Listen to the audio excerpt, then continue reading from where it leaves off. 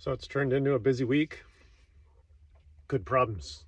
It's about as good as I could hope.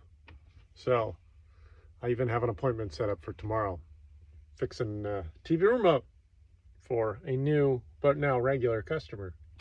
So when you relax, the good stuff shows up. Lots of new friends, lots of, I guess you could say, income. Obviously, I'm not making the big bucks, but it's nice to have regular income.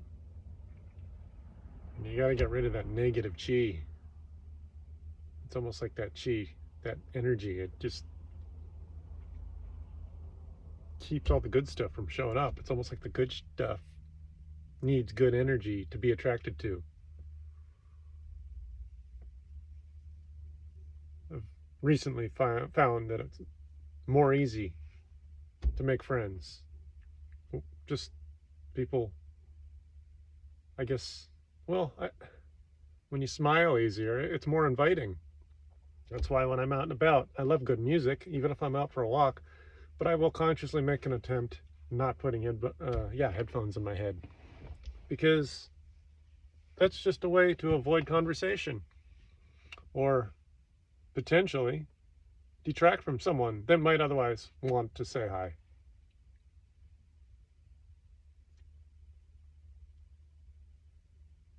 I'm trying to figure out how to make choices tactfully.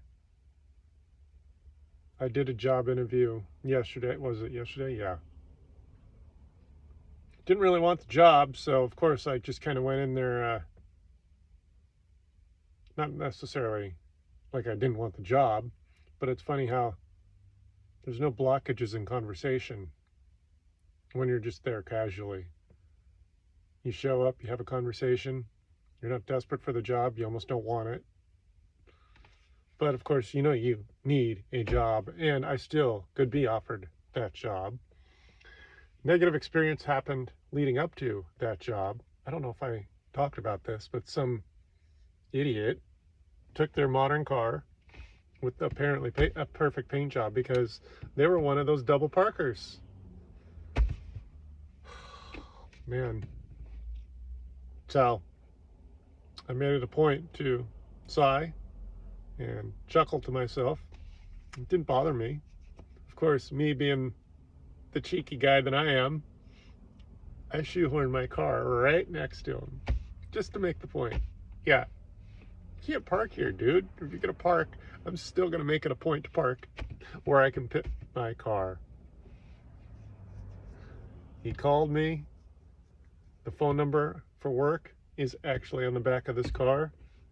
He called it and started to pout. Tried to accuse me of parking in a motorcycle parking lot. I think I did mention this yesterday or the day before. My job interview was yesterday, so yeah. But anyway, you can't let it beat you up. It didn't do any harm.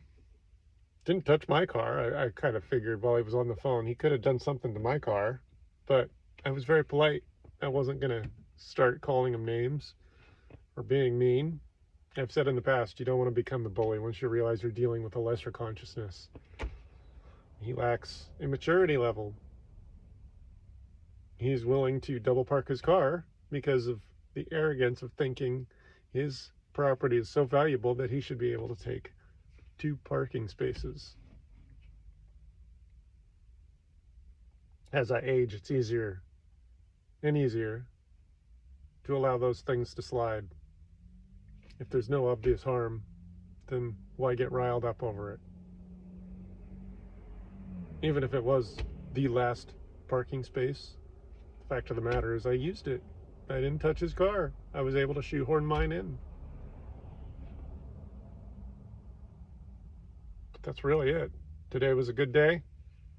I revisited a customer that was happy to see me again, and I didn't end up having to reposition some hardware that was recently installed. They realized their office tenure is almost up. They're only going to be there another 3 months. So it doesn't need to be cosmetically perfect, and there's no way to make what I installed attractive. It's just ugly electronics anyway. So there are closets you can build around that stuff, and they even have lock boxes. They were even worried about the fact that their camera wasn't working because it wasn't plugged in properly. But that's their security. That needs to be locked away, not left under a desk. So we can have that conversation in the future. But that their camera system can be unplugged and it's not battery backed up. So they're just getting to know me. I'll have these conversations with them in the near future. So, and then my other customer who's been hiring me for a decade or more, I spent several hours helping him reset passwords. So I made a point, because he's hired me for this before, to create a document with his passwords on file, which you're technically not supposed to leave in an unprotected document, but he's paying me 6 hours of labor to get rid of what was originally a virus. I wipe it clean, I put Windows on it, and then of course he doesn't maintain his passwords. So there we are. Now I've got him a document. It's backed up into his account, his cloud account, and I've got all 5 or 6 of his accounts with documented passwords. So if anything happens in the future, he's got documented passwords and a date, not just the passwords with the emails tied to each of the account, but a date, so he knows exactly when it happened, and a little note that says, oh, Chris helped me with this because of the virus I got. The machine was totally wiped out. Thankfully, all of his data's in the cloud. All he needed was to reset the passwords for his Microsoft account, his Dropbox account, and 2 different emails with his Network Solutions. So, oh, and of course his Network Solutions password. And of course he's got 2 Gmail accounts. And what else does he have? An AOL account, which is used for his double authentication for his Microsoft account.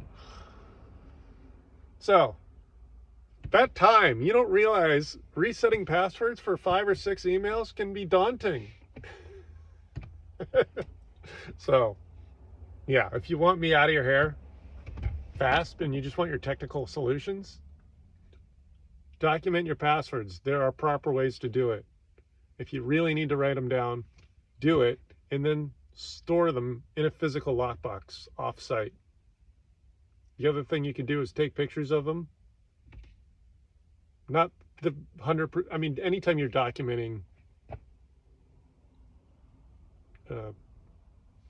passwords, it's technically not the most secure thing to do, but ultimately, if anything happens to you, you want your family to be able to log in. Document it digitally, document it on a piece of paper and in a safe. If you're going to keep it in a piece of paper, one of my customers today had the login for their computer on the front of the computer. Don't do that. It's documenting passwords, but really, I bothered to ask, hey, what's the password to get in this computer today? It's right there. Yeah, don't do that. Anyway, so it's been a great Tuesday. I'm gonna go eat. I'm hungry. I just got back from the gym because I usually do it earlier in the day. Didn't have time until 2 hours ago. My mom's doing well. She walked extra long today. It might have actually been the longest walk of her last couple years. She did a double trek down her hallway in the facility in which she stays, and then I walked her maybe 250 feet. She's walked 250 feet at once before, but not also earlier in the day, having walked another 2 to 300 feet. So it's been a very good day. I was so busy today, I did my gym in my work shirt. So busy, didn't have, well, I usually keep a t-shirt in the car. That's why most of these videos have me in a loose-fitting t-shirt. It's because I usually do these videos right before or right after those gym visits. So here we are. I just got back from the gym, but I did my gym work in the work shirt. So anyway, have a great night. I'm going to go eat. Have a good night.